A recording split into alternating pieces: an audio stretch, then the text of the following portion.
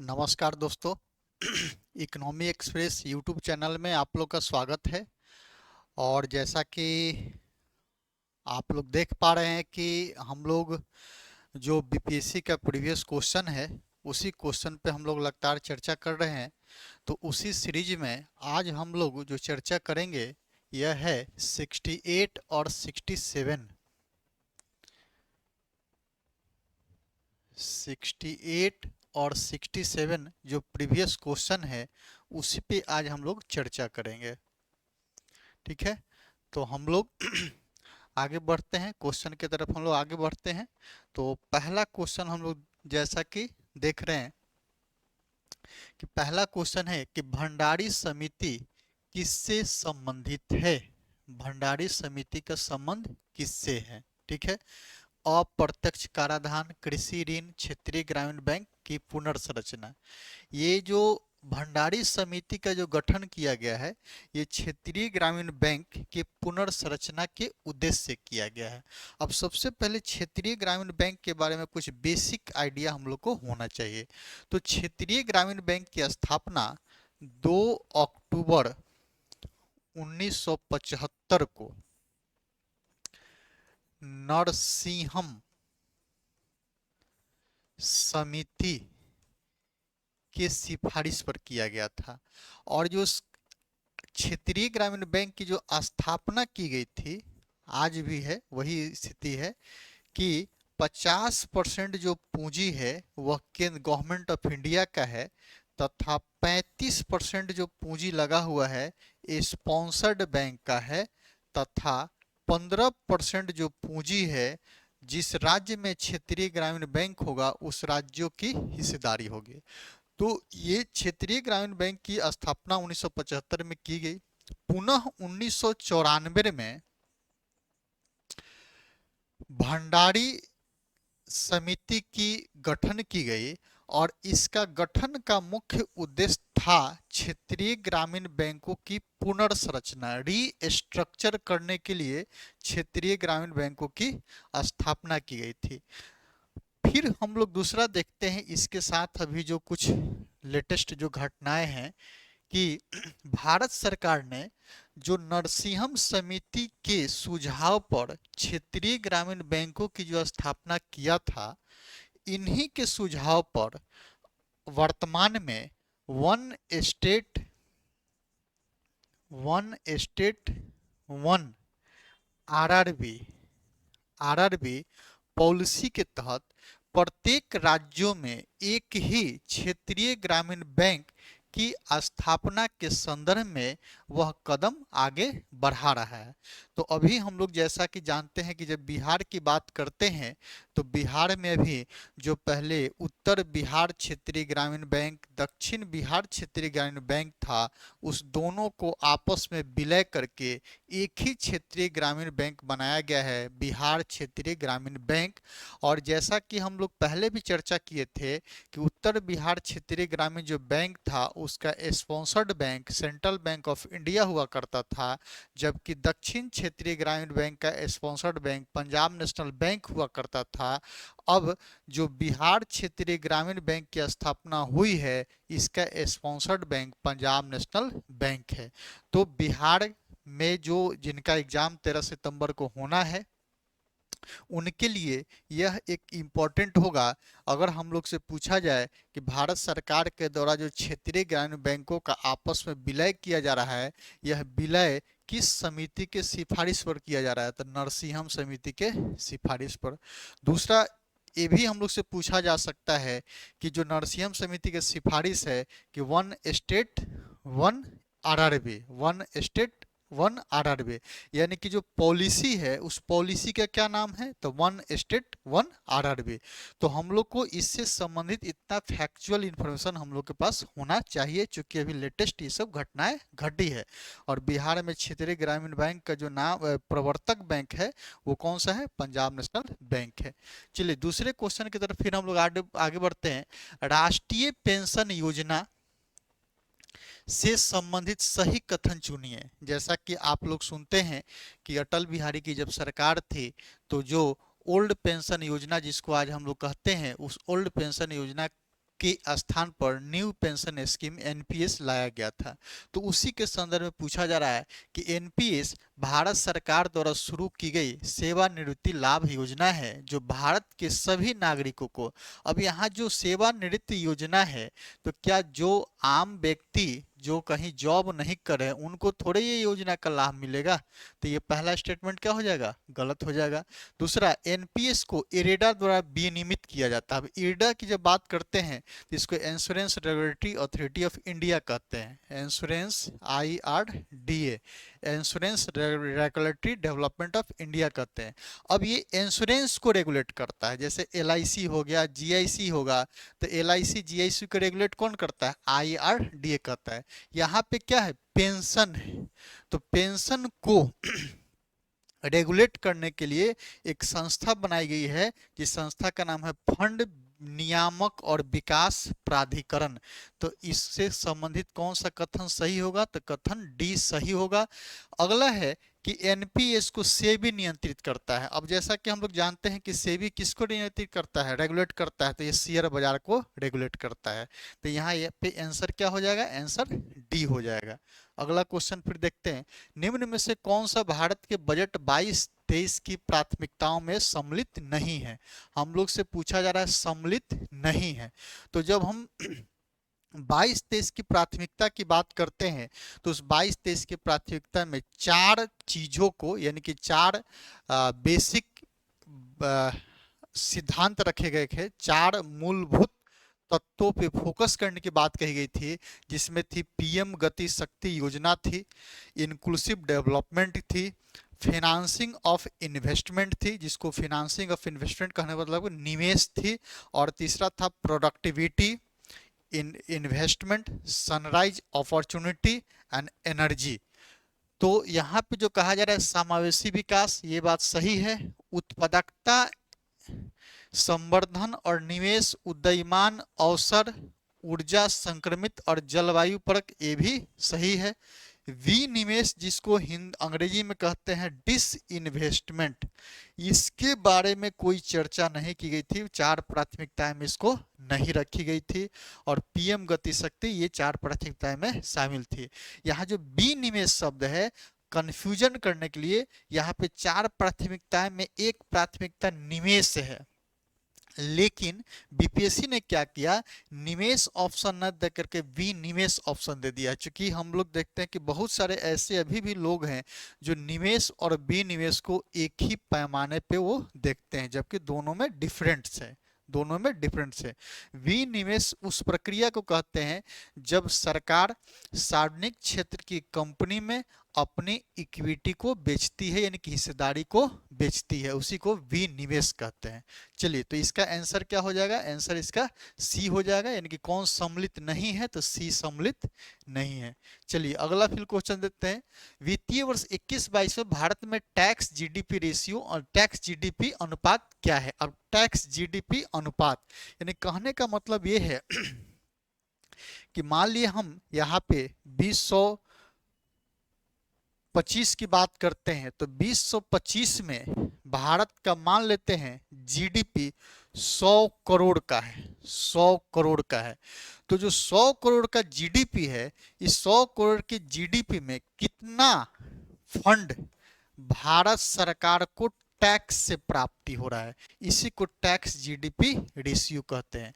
यानी कि देश का जो जीडीपी है, उस जीडीपी के अनुपात में उस फाइनेंशियल ईयर में भारत सरकार को टैक्स से कितना कलेक्शन हो रहा है, उसी को टैक्स जीडीपी रेशियो कहते हैं।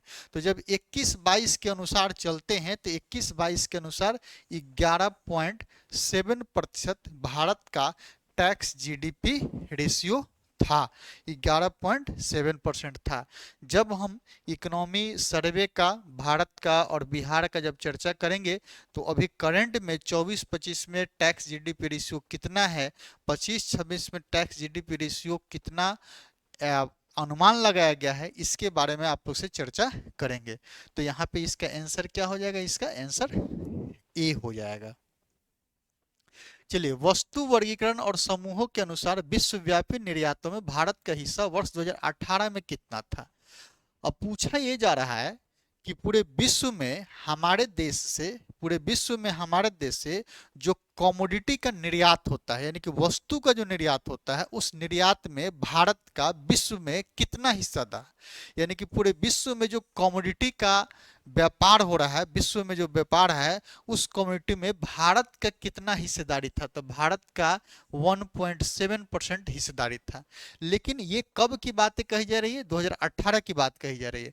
लेकिन यही जब हम 2024-25 की बात करते हैं तो भारत की हिस्सेदारी बढ़ करके 2.62% हो चुका है।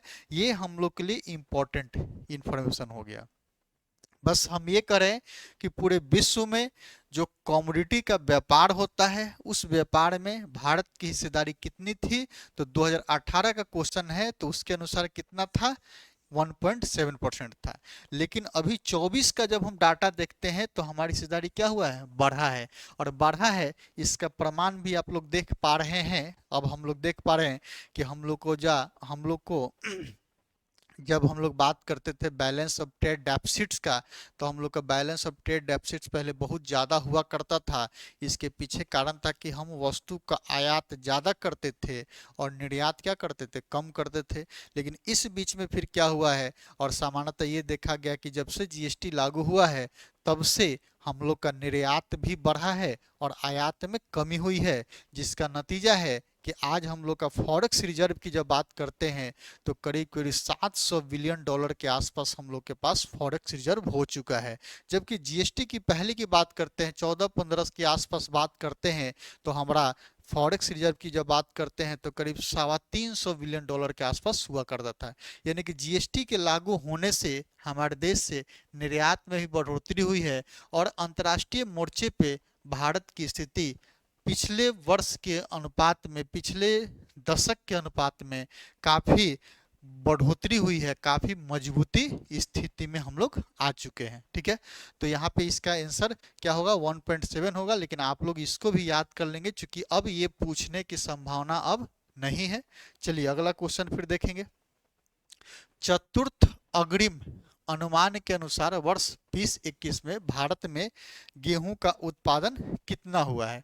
अब चतुर्थ अग्रिम पूछा हुआ है तो उस क्वेश्चन के अकॉर्डिंग इसका आंसर 109.5 मिलियन टन गेहूं का उत्पादन हुआ था।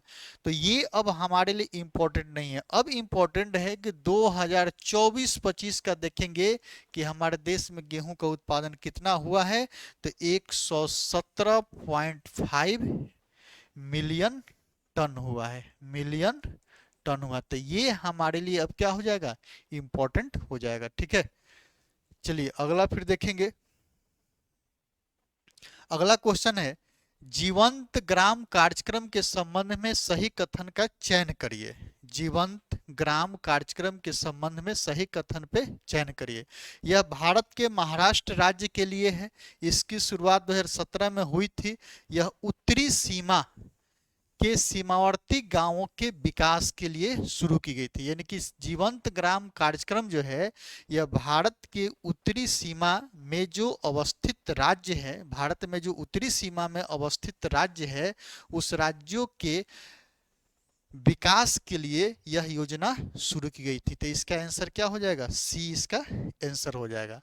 चलिए अगले क्वेश्चन फिर देखते हैं। बिहार के आर्थिक सर्वेक्षण 21-22 के अनुसार गलत कथन को चुनिए। हम लोग से गलत कथन चुनने की बात कही जा रही है कि कौन कौन से गलत है। तो बिहार में द्वितीय क्षेत्र की हिस्सेदारी यहाँ 4.8 होना चाहिए, यहाँ गलती से हो गया है, यहाँ सही है। द्वितीय क्षेत्र की हिस्सेदारी 4.8% से वृद्धि हुई थी। बिहार में तृतीय क्षेत्र की हिस्सेदारी 8.5% से वृद्धि हुई थी। और बिहार में प्राथमिक क्षेत्र 2.8% की दर से वृद्धि हुई है। और बिहार में प्राथमिक क्षेत्र 2.3% की दर से वृद्धि हुई है। देखिए यह भी स्टेटमेंट सही है, यह भी सही है और यह भी सही है। यह जो स्टेटमेंट है, यह स्टेटमेंट क्या है? गलत है। तो हम लोग से पूछा क्या जा रहा है? गलत कथन का चयन करिए। तो इसका आंसर क्या हो जाएगा? इसका आंसर सी हो जाएगा। चलिए अगला क्वेश्चन देखते हैं। शहरीकरण के बढ़ते स्तर के अनुसार बिहार के निम्न जिलों का सही क्रम बताइए। तो इस स्टेटमेंट के अकॉर्डिंग सबसे ज्यादा शहरीकरण पटना है, तब मुंगेर का हुआ है, तब नालंदा हुआ है। तो इसका आंसर क्या हो जाएगा? बी इसका आंसर हो जाएगा। और जैसा कि हम लोग देखते हैं कि 2011 के सर्वे के अनुसार देखते हैं तो बिहार में 100 में से 11 पॉइंट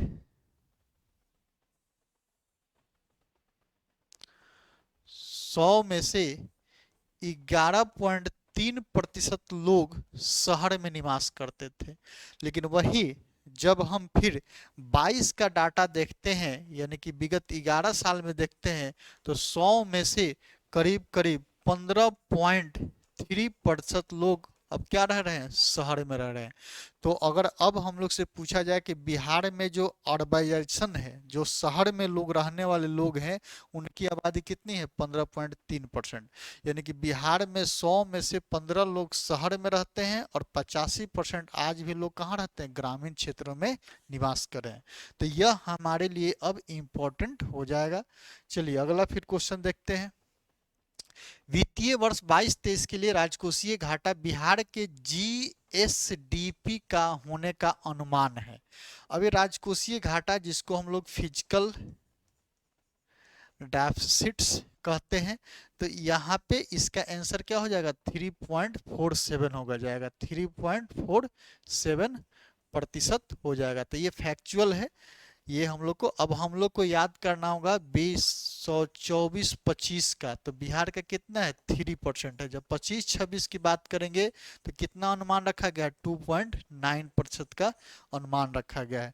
तो अब हमारे लिए ये इंपॉर्टेंट डाटा हो जाएगा कि अभी 25-26 में कितना अनुमान रखा गया है? 2.9%। 24-25 में कितना था? 3% था। ठीक है, चलिए अगला क्वेश्चन की तरफ आगे बढ़ते हैं। फिर वह विकल्प चुनिए जो बिहार की 7 निश्चय भाग 2 योजना का हिस्सा नहीं है। अब देखिए, बिहार सरकार के द्वारा 7 निश्चय कार्यक्रम चलाया जा रहा है। जैसा कि आप लोग जानते हो कि 7 निश्चय ए और तथा 7 निश्चय 2 चलाया गया, 7 निश्चय 1 और 7 निश्चय 2 चलाया गया।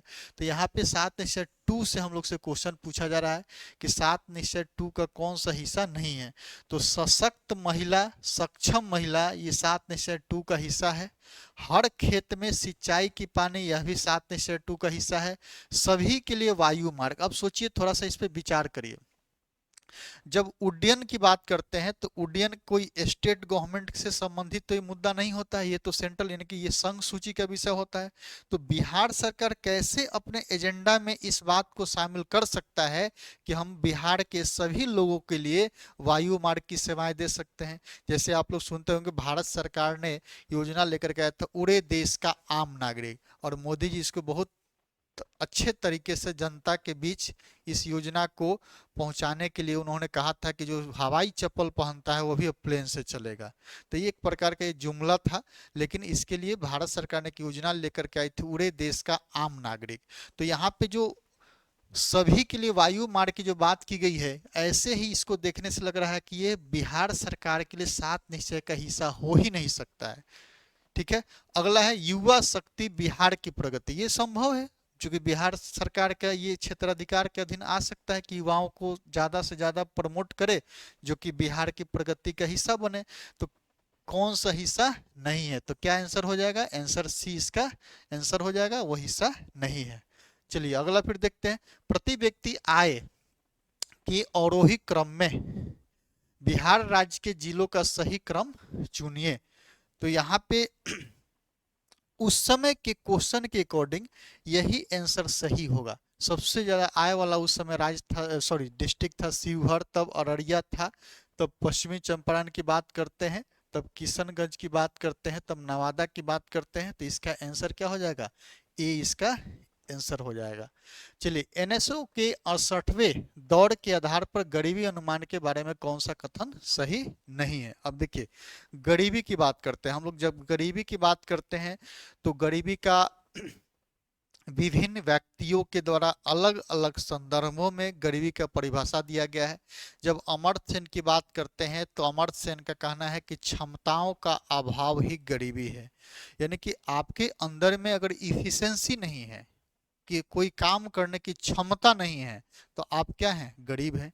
लेकिन वही जब एक वैश्विक, जब वर्ल्ड बैंक की बात करते हैं या भारत में जो योजना आयोग के द्वारा जिसको अब प्रतिस्थापित करके नीति आयोग का गठन किए हैं, तो इनके द्वारा देखेंगे गरीबी की परिभाषा, तो इनके द्वारा वह व्यक्ति जो मूलभूत आवश्यकताओं को पूरा नहीं करता है वही व्यक्ति गरीब है, यानी कि मूलभूत आवश्यकता की बात की जाती है।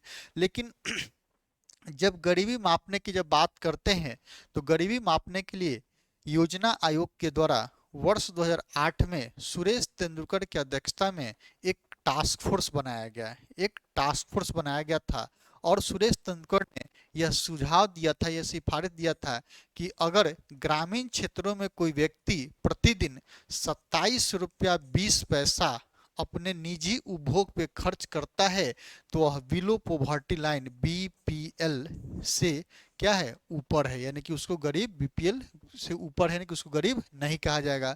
वहीं जब शहर की बात कहा था तो उन्होंने कहा था कि 33 रुपया 30 पैसा, यानी कि 33 रुपया, यानी कि 33 रुपया अगर कोई शहर में रहने वाला व्यक्ति है अगर वह अपने निजी उपभोग पे खर्च करता है तो वह बीपीएल से क्या है, ऊपर है, उसको एपीएल के श्रेणी में रखने की बात कहा था।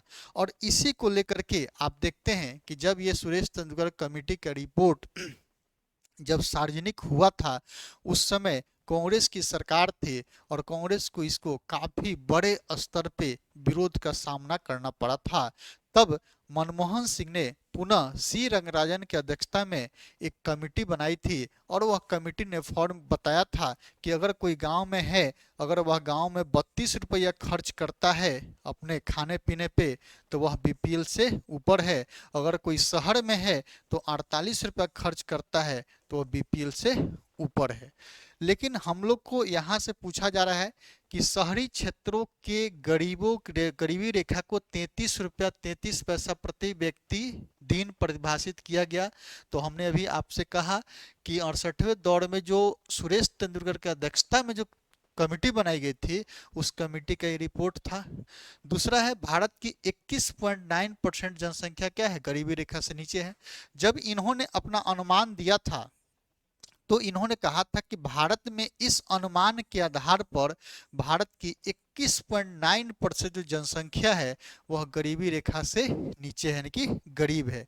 तो इनके स्टेटमेंट के अकॉर्डिंग यह भी स्टेटमेंट क्या है, सही है। तीसरा है, भारत की 33 से 35% जनसंख्या गरीबी रेखा से नीचे जीवन यापन कर रही थी, यह स्टेटमेंट गलत है। ग्रामीण क्षेत्रों के लिए गरीबी रेखा को 27 रुपया 20 पैसा परिभाषित किया गया था, हमने कहा यह सही है। अब यहाँ पे कौन सा कथन सही नहीं है, तो ये जो सी वाला स्टेटमेंट है यही कथन सही नहीं है। तो इसका आंसर क्या हो जाएगा, सी इसका आंसर हो जाएगा। चलिए अगला देखते हैं, प्रधानमंत्री कृषि सिंचाई योजना के बारे में निम्न में से कौन सा कथन गलत है, कौन सा कथन गलत है। तो सबसे पहले चुनते हैं कि कौन सा कथन सही है। तो पहला स्टेटमेंट है, कुओं का निर्माण करना, जल वृत्तों के पुनर्भरण की वृद्धि करना, वर्षा संचय संरचनाओं का निर्माण करना, जल निकायों की मरम्मत और नवीकरण करना।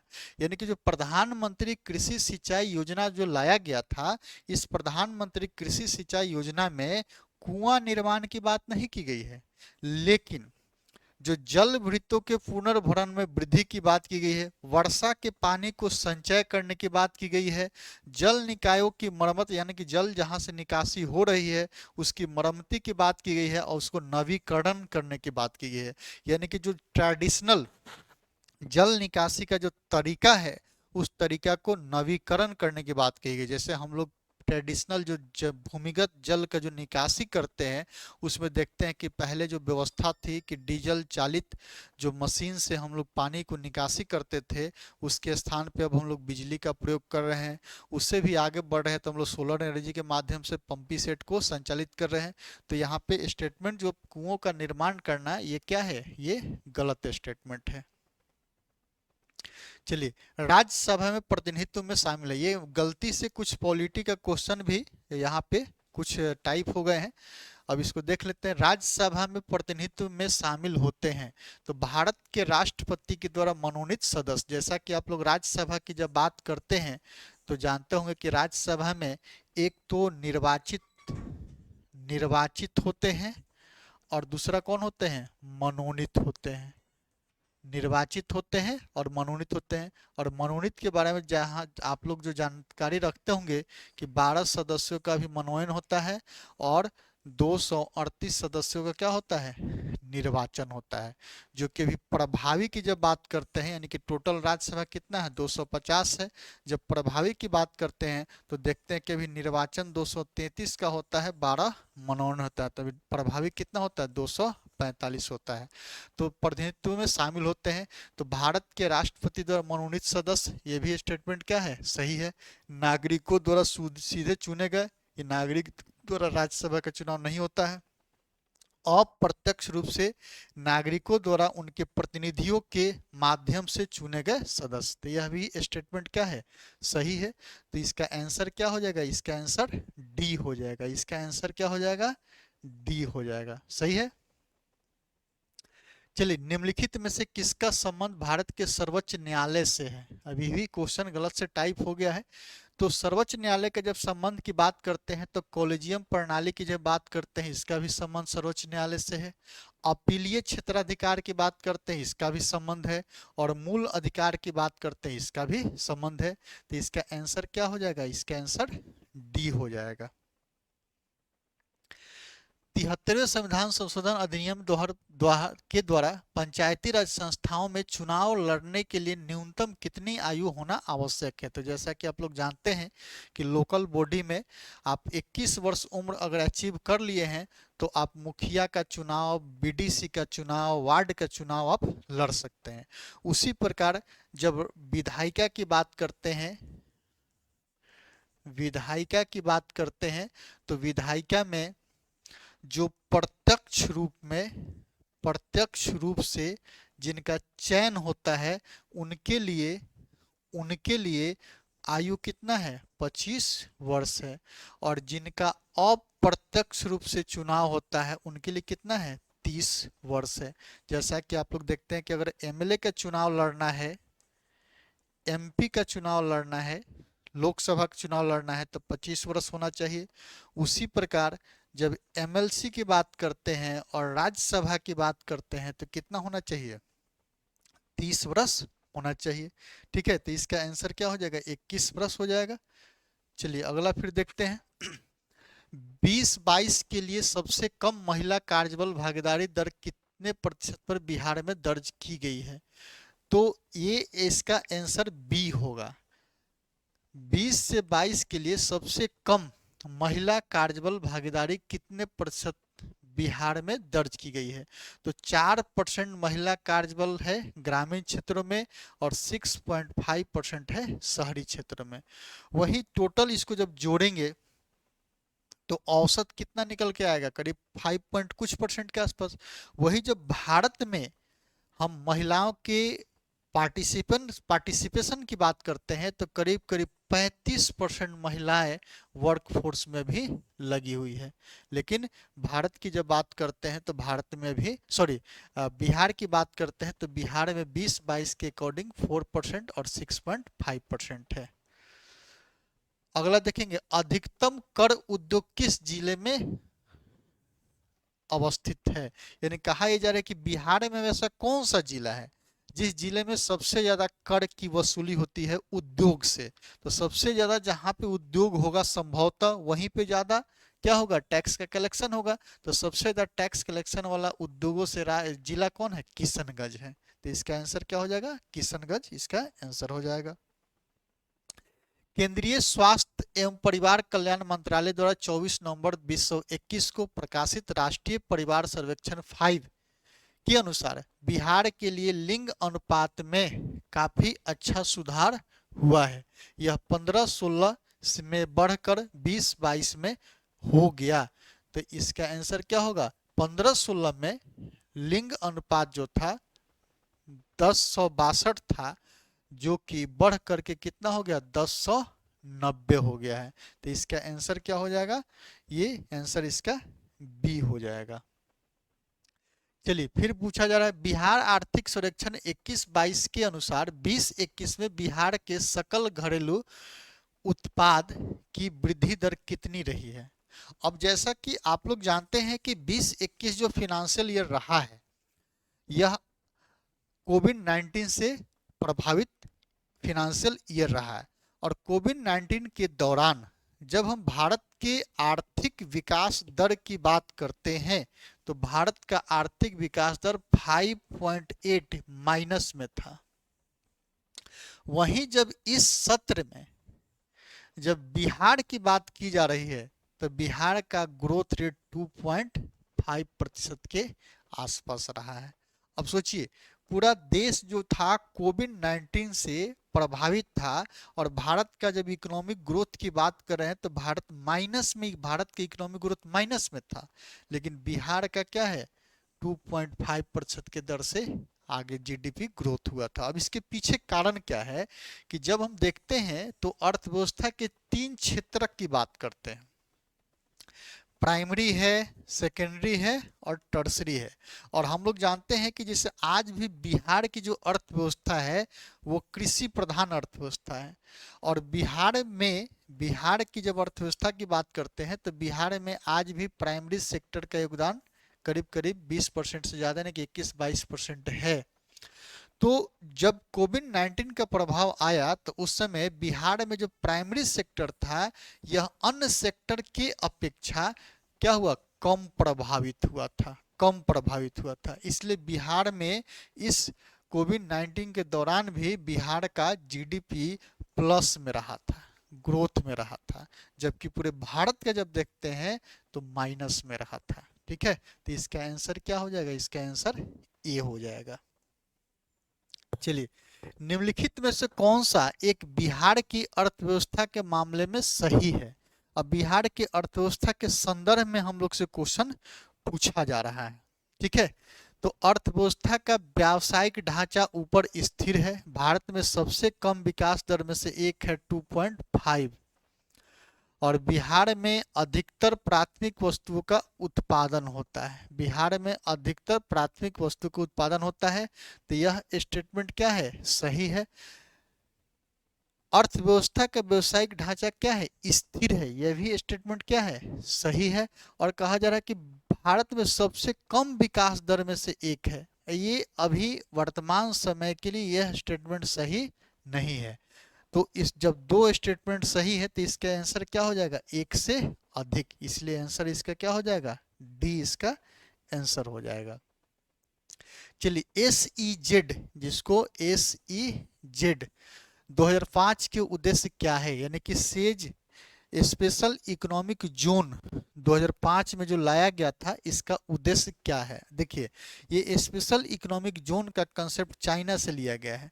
और चाइना ने क्या किया कि वैसे भूखंड, वैसे बंजर भूमि जहाँ पे किसी भी प्रकार का आर्थिक गतिविधि नहीं हो रहा है, वैसे एरिया को चाइना ने स्पेशल इकोनॉमिक जोन घोषित किया। और घोषित करके अपने देश के उद्योगपतियों को यह या अन्य देशों के मल्टीनेशनल कंपनियों को यह उन्होंने आश्वासन दिया कि अगर तुम इस एरिया में अपना कोई इकोनॉमिक एक्टिविटी करते हो, कोई इंडस्ट्री लगाते हो, तो हम आपको विभिन्न प्रकार के रियायतें देंगे, टैक्स में छूट देंगे, टैरिफ में छूट देंगे, जिससे क्या होगा कि वो जो बंजर एरिया है उस एरिया में भी इकोनॉमिक एक्टिविटी को बढ़ावा मिलेगा। और जैसे इकोनॉमिक एक्टिविटी को बढ़ावा मिलेगा उस एरिया में लोगों का फिर पलायन होना शुरू होगा।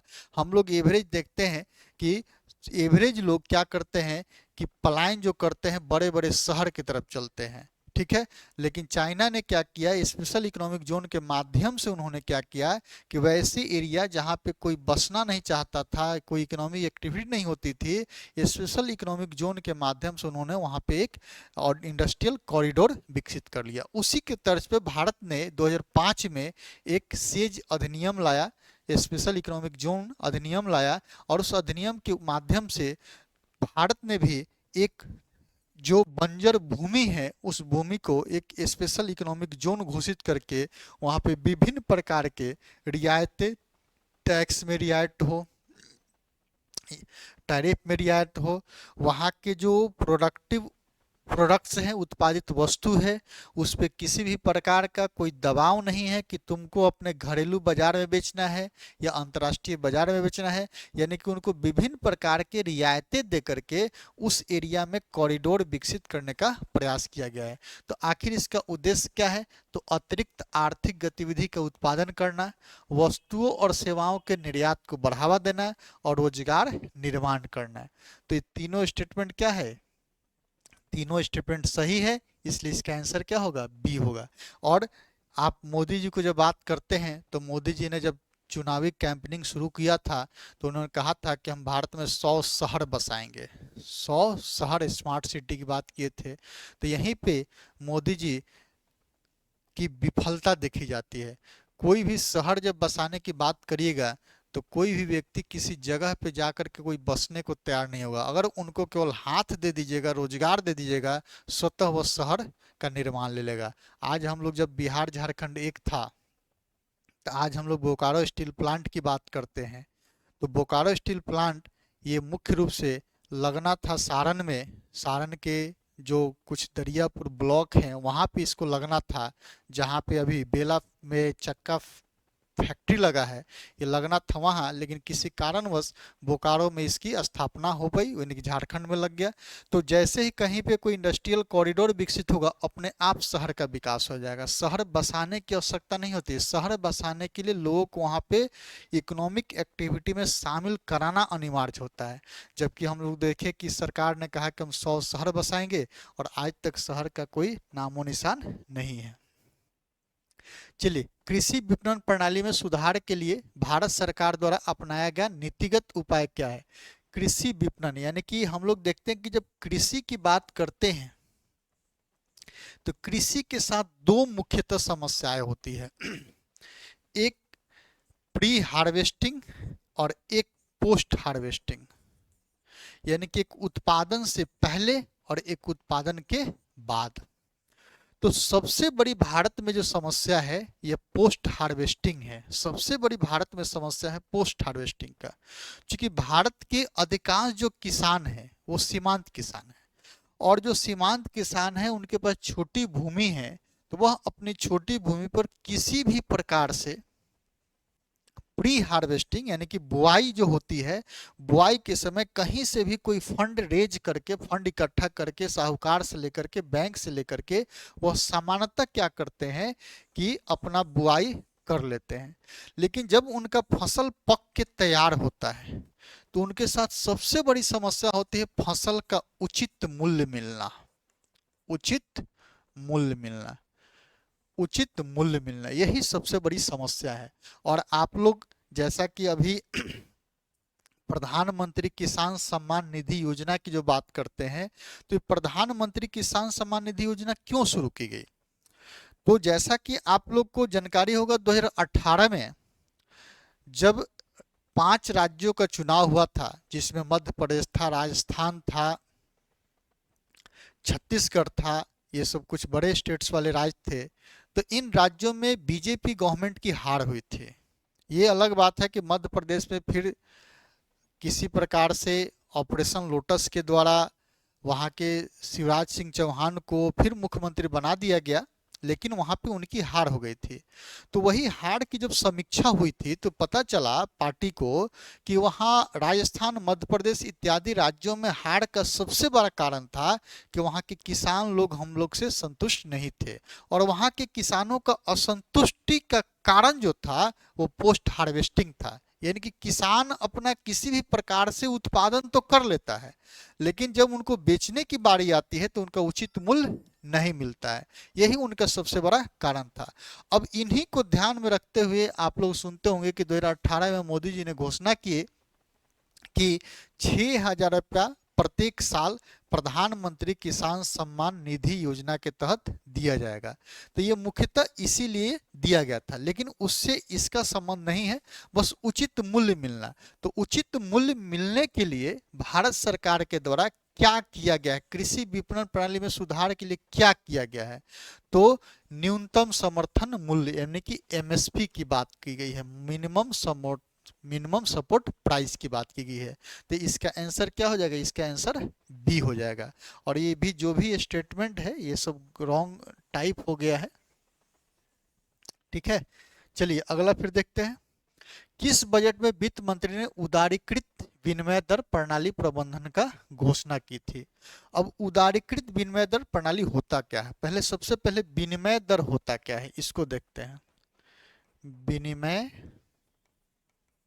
दर जिसको कहते हैं एक्सचेंज रेट कहते हैं, जिसको कहते हैं एक्सचेंज रेट। एक्सचेंज रेट है क्या, तो मान लिया हम लोग पढ़ते हैं $1 इक्वल टू 86 रुपया, $1 इक्वल टू 86 रुपया। तो हम कहेंगे कि $1 का विनिमय दर कितना है, 86 रुपया है। $1 का विनिमय दर कितना हुआ, 86 रुपया। विनिमय दर है क्या, जब एक देश की करेंसी अन्य देशों के करेंसी, अन्य देशों की मुद्रा में जिस दर पर परिवर्तनीय होती है उस परिवर्तनीयता की दर को विनिमय दर कहते हैं, ठीक है। एक बार फिर बोल रहे हैं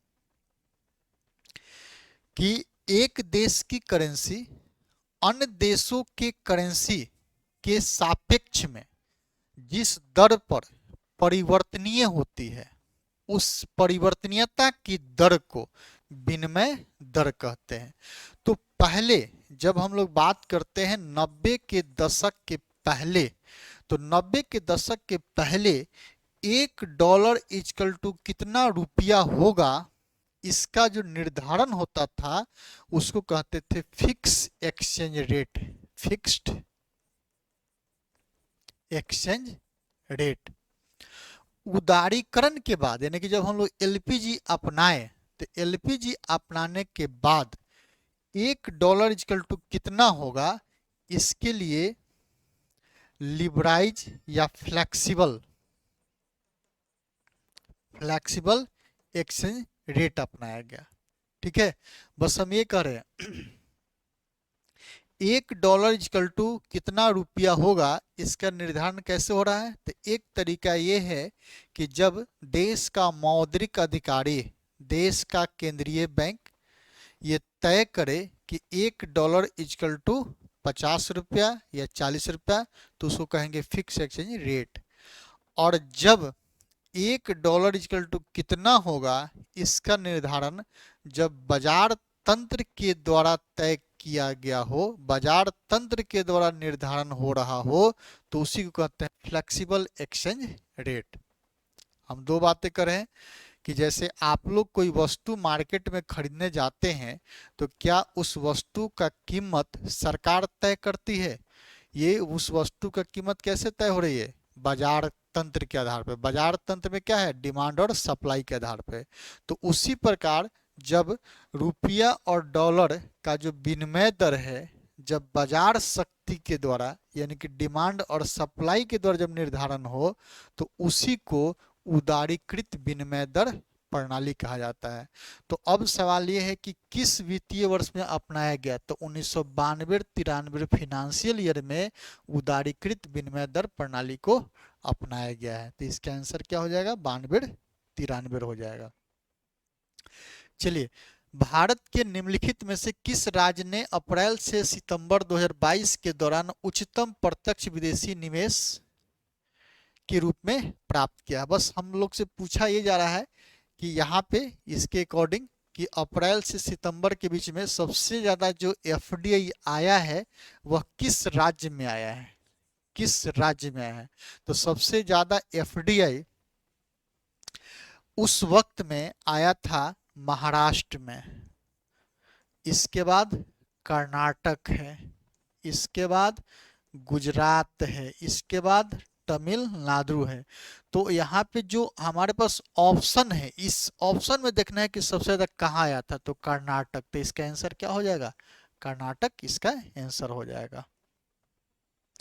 चलिए, पंचवर्षीय योजना के उद्देश्य निम्नलिखित में से कौन से थे, यानी कि जो 5-5 साल का जो योजना बनाया जा रहा है इस योजना का उद्देश्य क्या है, तो विकास है, आधुनिकीकरण है, निर्भरता है। साहित्य का कोई संबंध है, साहित्य का कोई संबंध नहीं है। तो जहां जहां 4 नंबर है वो अपने आप क्या हो जाएगा, गलत हो जाएगा। तो बचेगा क्या, डी। तो इसका आंसर क्या हो जाएगा, डी हो जाएगा। ठीक है। चलिए अगला फिर, गरीबी रेखा को निर्धारित करने के लिए कौन सा संगठन सर्वेक्षण करता है। अब यहाँ पे थोड़ा सा आप लोग ध्यान से सुनेंगे। जब गरीबी की बात करते हैं, गरीबी के निर्धारण की बात करते हैं, तो योजना आयोग के द्वारा, प्लानिंग कमीशन के द्वारा, जिसको अब चेंज करके नीति आयोग कर दिया गया है, नीति आयोग कर दिया गया है, इस नीति आयोग के द्वारा एक वर्कफोर्स या टास्क फोर्स बनाया जाता है।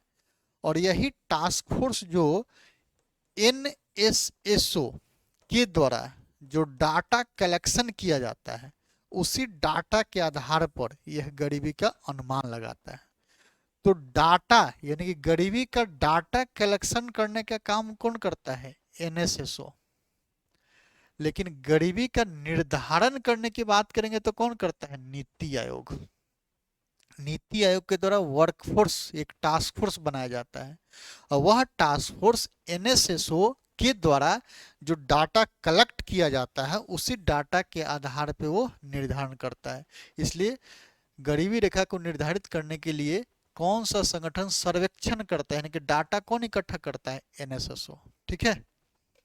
चलिए अगला फिर देखेंगे, भारत का व्यापार संतुलन माल और सेवाएं दिसंबर 2022 के लिए है। अब देखिए कहा क्या जा रहा है, हम लोग बैलेंस ऑफ पेमेंट की बात करते हैं, बैलेंस ऑफ पेमेंट की बात करते हैं। बैलेंस ऑफ पेमेंट को दो हिस्सों में बांटते हैं, एक को करेंट अकाउंट बोलते हैं,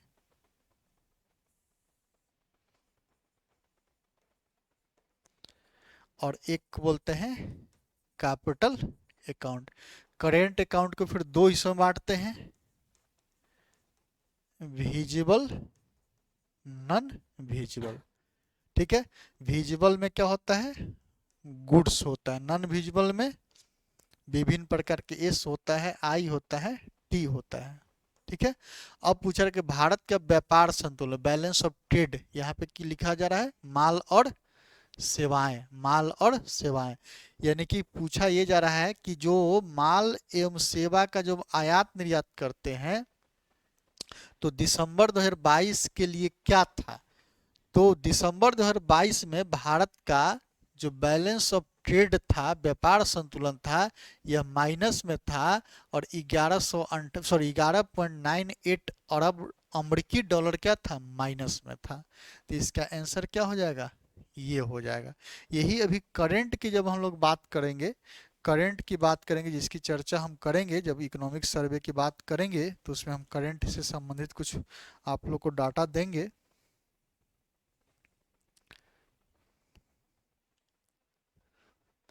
तो वहां पे चर्चा करेंगे आप लोग से। ठीक है। चलिए अगला फिर देखेंगे, पंचवर्षीय योजना मानव संसाधन विकास पर केंद्रित थी, ह्यूमन डेवलपमेंट पर चर्चा केंद्रित थी। अब इसको थोड़ा सा जोड़ करके देखते हैं। 1990 में, जैसा कि आप लोग एक जानते होंगे, यूएनडीपी को जिसकी स्थापना हुई है 1965 में, और इस यूएनडीपी से 1990 में भारत के एक अर्थशास्त्री हैं जिनका नाम है अमर्त्य सेन। अमर्त्य सेन यह 1990 में यूएनडीपी से जुड़ते हैं, और जुड़ने के बाद ये भारत से ये थे, और पाकिस्तान से महबूब हक थे, महबूब उल हक थे।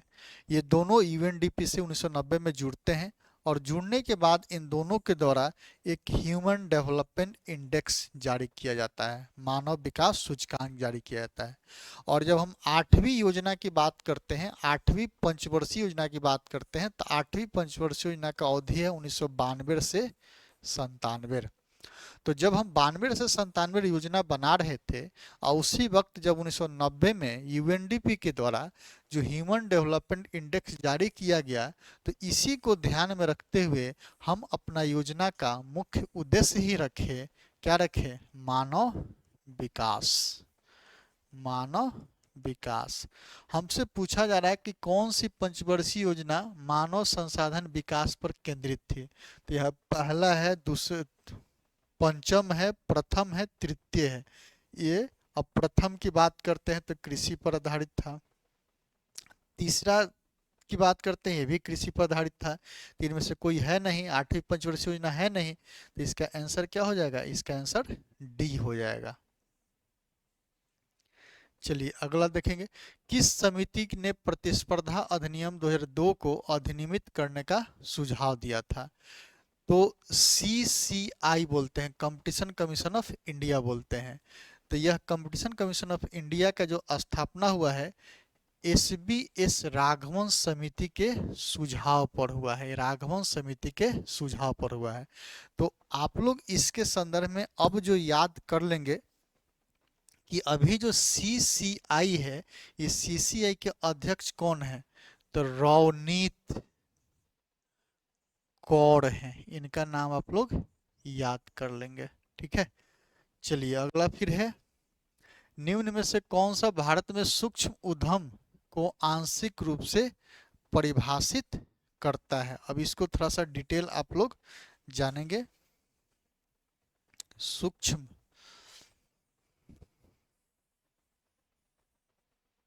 माइक्रो, स्मॉल, मीडियम, ठीक है।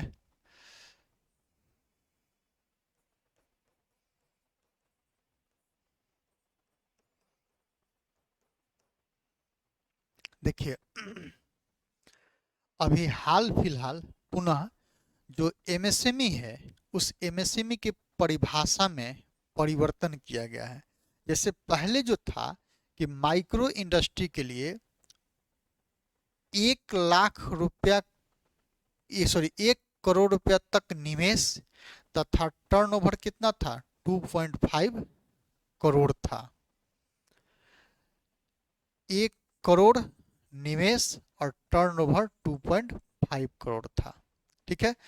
जब स्मॉल की बात करेंगे तो 10 करोड़ तक निवेश था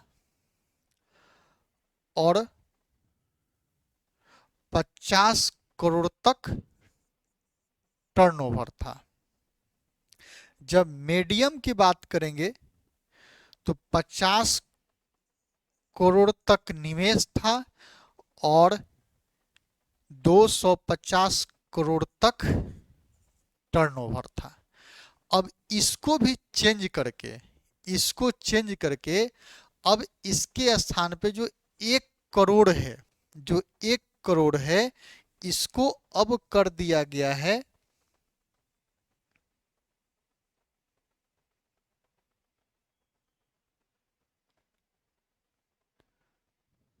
सॉरी यहाँ पे 5 करोड़ 10,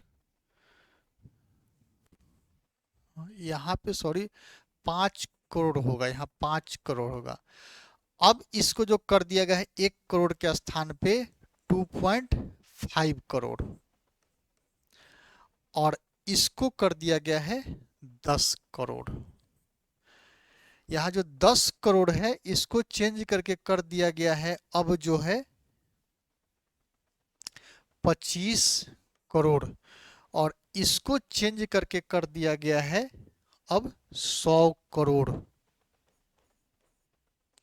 और जो 50 करोड़ है इसको कर दिया गया है 125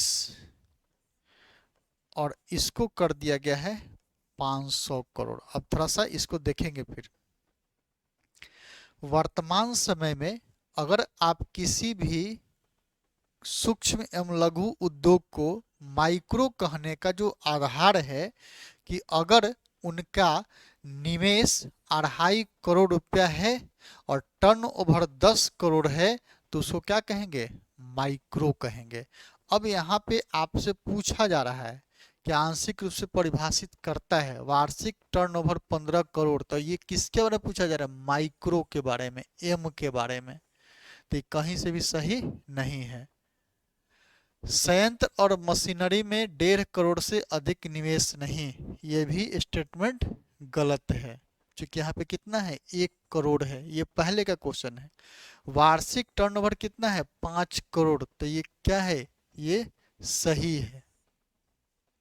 संयंत्र और मशीनरी या उपकरण में 1 करोड़ से अधिक निवेश नहीं, यह भी स्टेटमेंट क्या है, सही है। तो यहाँ जो सी और डी है यह स्टेटमेंट क्या है, सही है। लेकिन अब हम लोगों को यह याद नहीं करना है, अब हम लोग को याद करना है कि वर्तमान में माइक्रो इंडस्ट्री कहने का क्या आधार है। तो आप लोग अब याद करेंगे, वर्तमान में जो याद करना है माइक्रो के लिए याद करना है कि 2.5 करोड़ निवेश और टर्नओवर, टर्नओवर कितना हो जाएगा 10 करोड़। फिर माइक्रो, स्मॉल, मीडियम। अब यहाँ पे याद करने का कुछ ट्रिक्स देखेंगे। इस 2.5 करोड़ में 10 से गुना कर दीजिए तो कितना हो जाएगा 25 करोड़। 10 से गुना करेंगे तो कितना हो जाएगा 25 करोड़। अब फिर इसमें आप लोग 10 से गुना कर देंगे तो कितना हो जाएगा 100 करोड़। फिर इस जो 25 करोड़ है इसमें 5 से गुना करिए, यहाँ पे 10 से गुना करना है, यहाँ पे 10 से गुना करना है और फिर यहाँ पे 5 से गुना करिए तो कितना हो जाएगा 125 करोड़। यहाँ पे कितना से गुना करना है 5 से, और यहाँ पे कितना गुना करना है 5 से, तो 5 से गुना करने कितना हो जाएगा 500 करोड़। ऐसे आप लोग याद करने का ट्रिक्स याद कर लें। पहले जाने कि माइक्रो के लिए निवेश कितना है 2.5 और टर्नओवर कितना है 10 करोड़। यानी कि आप कोई एक फैक्ट्री लगाते हैं, अगर उस फैक्ट्री में आपका इन्वेस्टमेंट, इनिशियल इन्वेस्टमेंट 2.5 करोड़ रुपया है और आपका वार्षिक टर्नओवर 10 करोड़ है, तब आपका जो फैक्ट्री कहलाएगा वो माइक्रो कहलाएगा। अगर आपका निवेश 25 करोड़ है और टर्नओवर 100 करोड़ है तो आपका फैक्ट्री कौन कहलाएगा, स्मॉल कहलाएगा, माइक्रो, स्मॉल, मीडियम।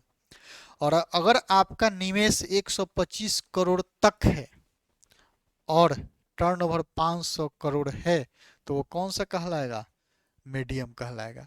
अब इसको याद करने का तरीका, पहला जो है उसमें आप 10 से गुना करिए, दूसरा में कितना से करिए 5 से करिए। हमने पहले ही प्रतियोगिता दर्पण वाला में यही हमने ट्रिक्स बताया था, उसको आप लोग देख लेंगे।